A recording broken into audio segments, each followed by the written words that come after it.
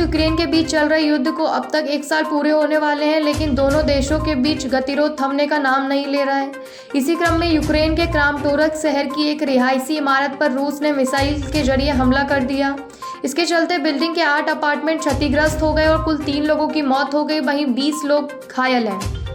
Hindenburg Adani विवाद पर गृह मंत्री अमित शाह ने पहली बार बयान दिया है। उन्होंने मंगलवार को एनआई पॉडकास्ट पर दिए इंटरव्यू में कहा कि इस पर कोई कमेंट करना सही नहीं होगा क्योंकि मामला सुप्रीम कोर्ट में है, लेकिन इतना ज़रूर कहा कि इसमें बीजेपी के लिए छिपाने जैसी कोई बात नहीं है और ना ही डरने की ज़रूरत है।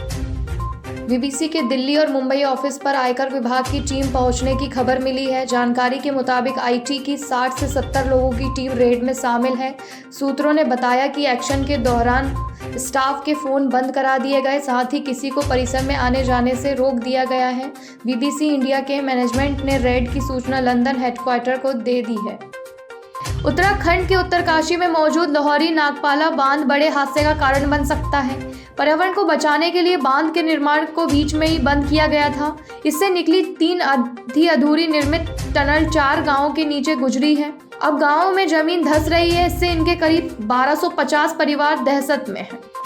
भारत में कोरोना वायरस महामारी के मामले में गिरावट दर्ज की जा रही है। नए केस 100 के आसपास आ रहे हैं। देश में बीते 24 घंटे में 74 लोगों की कोरोना वायरस रिपोर्ट पॉजिटिव आई है। वहीं 93 मरीज रिकवर हुए हैं। इस दौरान 2 व्यक्तियों की मौत हुई है।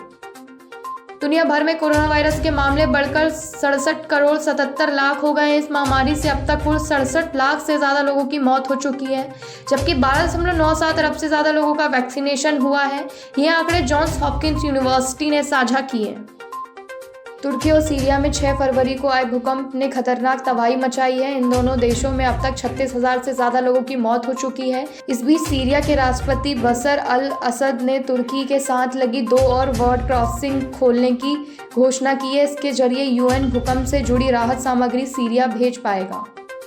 न्यूजीलैंड में साइक्लोन ग्लेबियर के बाद मंगलवार को नेशनल इमरजेंसी की घोषणा कर दी गई। ये न्यूजीलैंड के इतिहास में तीसरी बार है जब किसी तूफान के चलते आपातकाल लगाया गया है। इससे पहले सोमवार को करीब 509 फ्लाइट्स कैंसिल कर दी गई थी। देश के उत्तरी इलाके में 250 किलोमीटर की रफ्तार से हवाएं चल रही थी। ऑकलैंड शहर में हवा की रफ्तार फिलहाल 110 किलोमीटर प्रति घंटा रही। उत्तरी इलाके के करीब 46,000 घरों में बिजली सप्लाई ठप हो गई। सोने और चांदी का रेट पिछले दिनों रिकॉर्ड लेवल तक जाने के बाद अब इसमें गिरावट देखी जा रही है। सोना गिरकर 57,000 के स्तर पर और चांदी 67,000 के नीचे पहुंच गई है, लेकिन जानकारों का कहना है कि यह गिरावट कुछ समय की है। आने वाली दीपावली तक सोना 65,000 रुपये और चांदी 80,000 रुपये के स्तर पर पहुंचने की संभावना है। भारतीय शेयर बाजार में हफ्ते के दूसरे कारोबारी दिन तेजी देखने को मिली। सेंसेक्स 600 अंकों की तेजी के साथ 61,032 के स्तर पर बंद हुआ। वहीं निफ्टी में 158 अंकों की तेजी देखने को मिली। यह 17,929 के स्तर पर बंद हुआ। सेंसेक्स के 30 में से 19 शेयरों में तेजी और 11 शेयरों में गिरावट रही।